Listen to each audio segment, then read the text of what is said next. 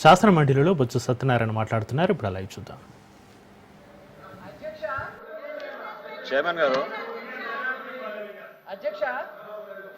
అధ్యక్ష medical colleges issues మీద short discussion ఒప్పుకోవడం జరిగింది. బిజినెస్ అడ్వైజర్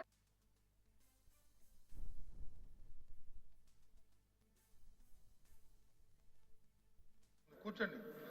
ఇంతకుముందు ఆయన కూడా స్పీకర్ చేశారు, రూల్ కూడా చెప్పారు 260. దానికి ముందు కూడా ఆలోచన చేసుకోవాలి. మన సాంప్రదాయాలు, మన కన్వెన్షన్స్ ఏ విధంగా ఉన్నాయి.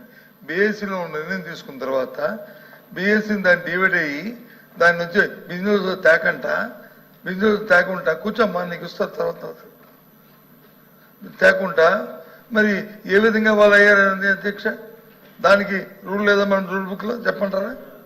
దాన్ని ఏ విధంగా వచ్చారు? అది తప్పు కదా అధ్యక్ష. అందుకు కాబట్టి దయచేసి ముందు ఏదైతే మా డిమాండ్ ఉందో, బీఎస్సీలో ఏదైతే మనం అంగీకరించామో ఆ డిబేట్ ని జరిగి తీరాలి అనేది మా డిమాండ్. ఎందుకంటే ఇది ప్రజల సమస్య, ఇది ప్రజల సమస్య, ఇది యువకులకు రాజకీయమైన సమస్య కాదు. కోట్లాది మంది ప్రజల తాలూకు ఇస్తున్న ప్రజా ఆరోగ్యానికి సంబంధించిన సమస్య.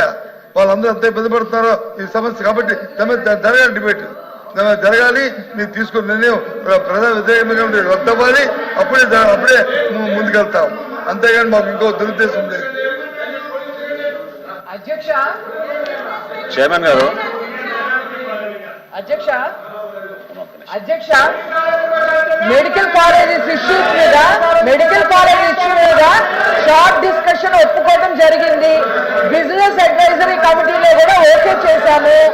కానీ group A, group B ministers ఉండటం వల్ల కొద్ది క్లాష్ వచ్చింది. దాని గురించి ఈరోజు కన్ఫర్మ్ చేస్తామని కూడా ఆ రోజు చెప్పారు. ఈలోపు మీరు బీఎస్సీ మీటింగ్ పెట్టారు. మీరు ఆలోచించకుండా ఈ రకంగా సభని నడవకుండా చేయడం ఏంటి? రాజేంద్ర ప్రసాద్ గారు,